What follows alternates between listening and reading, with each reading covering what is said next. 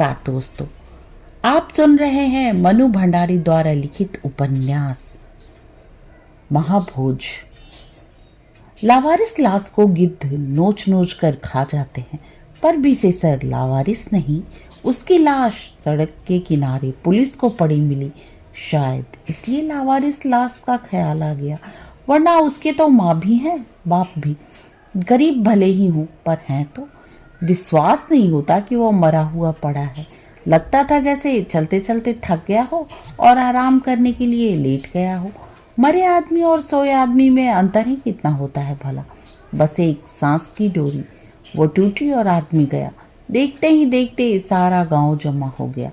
गांव सरोहा शहर से ज़्यादा दूर नहीं है, मुश्किल से 20 मील।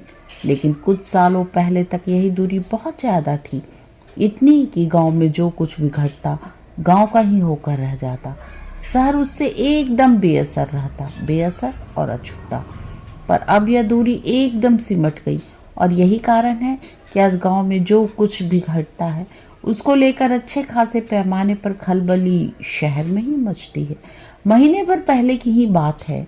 गांव की सरहद से जरा परे हटकर जो हरिजन टोला है, वहां कुछ झोपड़ियों में आग लगा दी गई थी, आदमियों सहित। दूसरे दिन लोगों ने वहां को देखा तो झोपड़ियां राख में बदल चुकी थीं और आदमी कबाब में। लोग दौड़े दौड़े थाने पहुंचे, पर थानेदार साहब उस दिन छुट्टी पर थे, और जो 2 लोग वहां ड्यूटी पर थे उन्होंने यह कहकर वो टाल दी, थानेदार साहब के आने पर ही मौके पर आएंगे और तहकीकात होगी। इसके बाद पता नहीं गांव वाले को कौन सा जहरीला सांप सूंघ गया कि सबके मुंह सिल गए। बस सबकी सांसों के साथ निकला हुआ एक गुस्सा, एक नफरत भारी तनाव बनकर हवा में यहाँ से वहाँ तक सनसनाता रहा। लेकिन जैसे ही खबर शहर में पहुंची, वहां से मंत्रियों, नेताओं और अखबार नवीसों की गाड़ियों का तांता लग गया। गांव आग से उठने वाले धुएं के बादल तो एक ही दिन में छट गए, पर शहरी गाड़ियों से उठने वाले धूल के बादल कई दिनों तक मंडराते रहे। नेताओं ने गीली आंखों और रुंधे हुए गले से क्षोभ प्रकट किया और बड़े बड़े आश्वासन दिए। अखबार नवीस आए तो दनादन उस राख के ढेर की ही फोटो खींच कर ले गए। दूसरे दिन अखबार में छापकर घर घर पहुंचा भी दिया इस घटना का सचित्र ब्यौरा। किसी ने सवेरे खुमारी में अंगड़ाई लेते हुए, तो किसी ने चाय की चुस्की के साथ पढ़ा, देखा। देखते ही देखते विषाद की गहरी छाया पुत गई। चाय का घूंट भी कड़वा हो गया शायद। ढेर सारी सहानुभूति और दुख में लिपट कर निकला, ओह हॉरिबल, सिंपली इनह्यूमन। कब तक यह सब और चलता रहेगा? त और पन्ना पलट गया। थोड़ी देर बाद गांव वालों की जिंदगियों की तरह भी अखबार भी रद्दी के ढेर में जा पड़ा। पर बात इतने पर ही खत्म नहीं हुई। इस दर्दनाक हादसे से विरोधी दल के नेताओं के हृदय तो चकनाचूर हो गए। विधानसभा में उनके फटे गले से निकली चीख पुकार वास्तव में उनके फटे हृदय की अनुगूंजी थी, जिसने सारे सदन में धरती फाड़ हंगामा मचा दिया। मंत्रियों ने आत्मग्लानि में रूंधे गले से खेद प्रकट किया और भविष्य के लिए आश्वासन दिए। उधर सत्तारूढ़ दल के असंतुष्ट विधायक अलग बिलबिलाने लगे। ऐसी अमानुषिक घटना, पार्टी के माथे इतना बड़ा कलंक। अब तो मुख्यमंत्री भी त्यागपत्र देकर ही इस पाप का प्रायश्चित कर सकते हैं। लेकिन मुख्यमंत्री को लगा कि जब तक वे असली मुजरिम का पता लगवा कर सजा नहीं दिलवा देते, उनकी आत्मा बोझमुक्त नहीं होगी। और पता तो सत्ता पर बैठकर ही लगवाया जा सकता है। क्या करते? वे आत्मा के आगे मजबूर थे, और उन्होंने सारा मामला गहरी जांच पड़ताल के लिए बड़े अफसरों के हाथ में सौंप दिया। बड़े अफसरों ने अपना बड़प्पन और मुस्तैदी दिखाने के लिए तुरंत फुरंत दोनों कांस्टेबलों को सस्पेंड कर दिया। गेहूं के साथ घून पूसने का पुराना मुहावरा है, ऐसी स्थितियों पर भी लागू होता रहा होगा। आज तो स्थिति यह है कि गेहूं सुरक्षित और घुन चकनाचूर। ऊपर से नीचे तक सब लोग अपनी अपनी जगह सुरक्षित। मारे गए बेचारे कांस्टेबल। अभी पहली वाली घटना से बिगड़ी हुई पूरी स्थिति सम पर नहीं आई थी कि यह घटना घट गई। विशेषर कोई ऐसी बड़ी हस्ती नहीं, न उसका मरना ही कोई ऐसी बड़ी घटना है। बात तुरंत शहर पहुंचे। वैसे तो जो चमार जलकर मर गए थे और उनके भाई बंधु जो आंसू बहाने के लिए बच गए, वही कौन बड़ी तोपें थीं। पर हंगामा तो खूब मचा ही। बिशु की लाश को लेकर भी मचेगा। आसार दिख रहे हैं। इस बार थानेदार ने जरा भी ढील नहीं की, तुरंत मौके पर हाजिर। कल से कितने बयान लिए हैं, लोगों के पेट से कितना कुछ उगलवाया है, उसकी उगलन को कागजों पर पोत कर ले गए हैं। उधर लाश चीड़ फाड़ के लिए शहर गई, उधर घटना की चीड़ फाड़ का सिलसिला शुरू हो गया। सच पूछा जाए तो बड़ा ना आदमी होता है न घटना। ये तो बस मौके की बात होती है। मौका ही ऐसा आ गया है। इस समय तो सरोहा में पत्ते का हिलना भी एक घटना की अहमियत रखता है। 1.5 महीने बाद ही तो चुनाव है। सो उपचुनाव विधानसभा की एक सीट भर का फिर भी है बहुत महत्वपूर्ण। इस सीट के लिए भूतपूर्व मुख्यमंत्री सुकुल बाबू खुद खड़े हो रहे हैं। सुकुल बाबू क्या खड़े हो रहे हैं, समझ लीजिए पिछले चुनाव में हारी हुई पूरी की पूरी पार्टी खड़ी हो रही है, खम ठोक कर ललकारती हुई, सत्तारूढ़ पार्टी के भी पूरे अस्तित्व को चुनौती देती हुई। वैसे पिछले चुनाव में हारने के बाद सुकुल बाबू ने बाकायदा ऐलान कर दिया था कि वे अब सक्रिय राजनीति से संन्यास ले लेंगे और जीवन के बचे हुए दिन जनता की सेवा में ही बिताएंगे।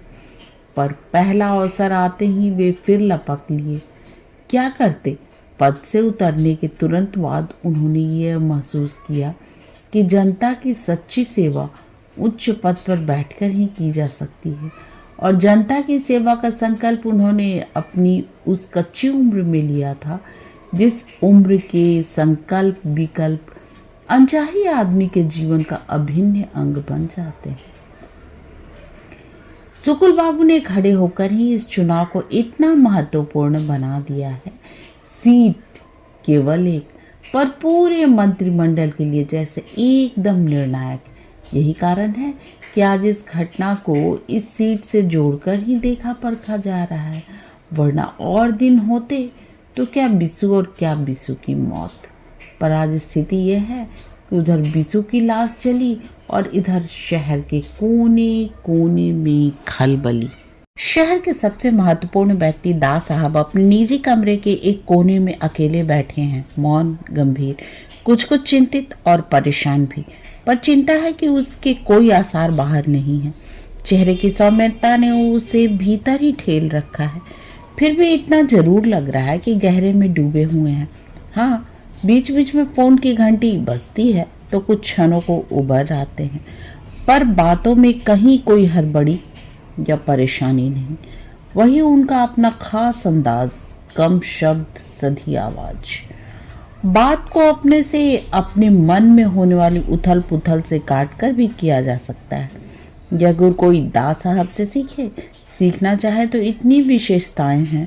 दा साहब में ही सीखने वाला मजे में पूरी जिंदगी खपा सकता है। पर आज के इस हाय हाय वाले जमाने में किसके पास रखा है इतना धैर्य? तभी तो कोई छाया तक नहीं छू सकता है उनकी। दा साहब का पूरा व्यक्तित्व ही जैसे भव्यता के फ्रेम में मढ़ा हुआ है। गौर वर्ण, सुता हुआ शरीर, कहीं भी 1 इंच फालतू चर्बी नहीं दिखाई देती। दिखती है तो केवल गरिमा। जीवन में संयम और आहार व्यवहार में नियम, यही असली राज है उनकी गठी हुई देह और गरिमामय व्यक्तित्व का। बोलते भी हैं तो आवाज में अधिक उतार चढ़ाव नहीं आता, एक ही स्वर में बोलते हैं, धीरे धीरे। शब्द मात्र जीभ से फिसले नहीं लगता है हर शब्द जैसे किसी गहरे सोच विचार की उपज है। हल्की बात कभी किसी ने नहीं सुनी होगी दा साहब के मुंह से, अपने विरोधियों के लिए भी नहीं। व्यवहार में ऐसा संतुलन, संयम बड़ी साधना से ही आता है, और दा साहब का जीवन साधना का इतिहास। साधना की आग में तप कर ही कुंदन सा निखर आया है उनका व्यक्तित्व। उनका निजी कमरा भी बहुत सादा है, तड़क भड़क ताम झाम कहीं कुछ भी नहीं।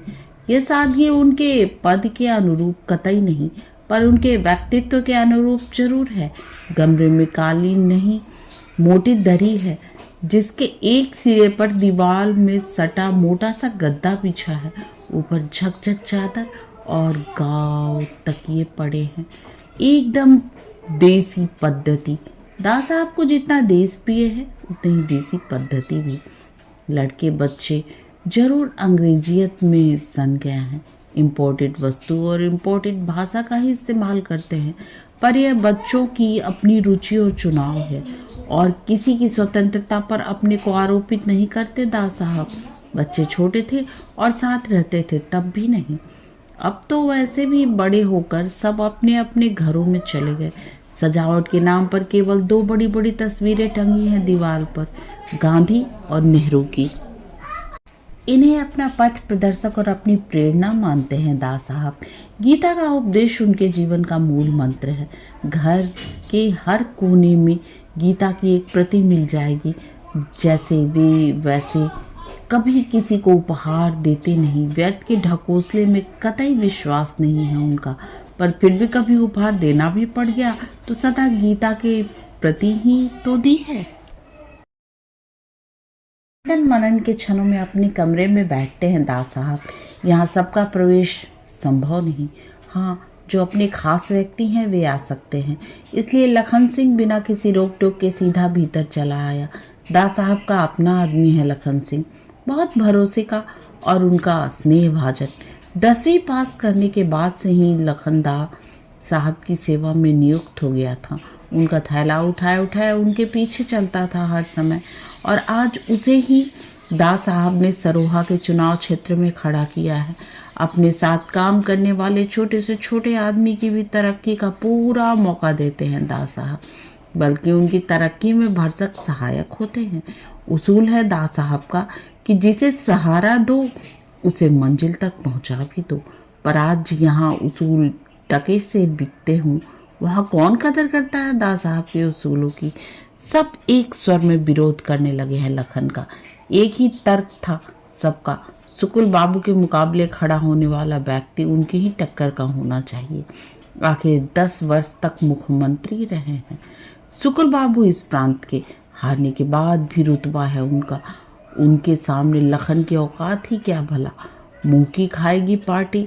तर्क बिल्कुल ठीक था, विरोध करने वाले का एकदम ठोस और वजनदार, पर दास साहब की भेदक दृष्टि तर्क पर ही नहीं अटकती, मनसा तक पहुंचती है सीधी। सब अपने अपने आदमियों को घुसाने की तिकड़म में लगे हुए थे। मन बहुत क्षुब्ध हुआ था दास साहब का। लोगों में दिनों दिन बढ़ती है पद लोलुपता, कहाँ ले जाकर पटकेगी देश को। काम करने को कोई तैयार नहीं, पर पद के लिए सभी उत्सुक उतावले। लखन सिंह को जैसे तैसे टिकट तो दिलवा दिया, पर इतने से ही निश्चिंत होकर नहीं बैठा जा सकता है। विरोधियों के साथ साथ अपनी पार्टी के असंतुष्ट लोगों को भी संभाल कर रखना पड़ता है, वरना कोई आश्चर्य नहीं कि पार्टी के झंडे के नीचे ही नीचे उनकी जड़ें काटने का काम भी चालू रहे। आजकल चुनाव में दोहरी लड़ाई लड़नी पड़ती है। एक क्षण को भी आदमी चैन से नहीं बैठ सकता, हमेशा सतर्क, सावधान, अपनों से परायों से, सभी से सचेत, एकदम चौकस।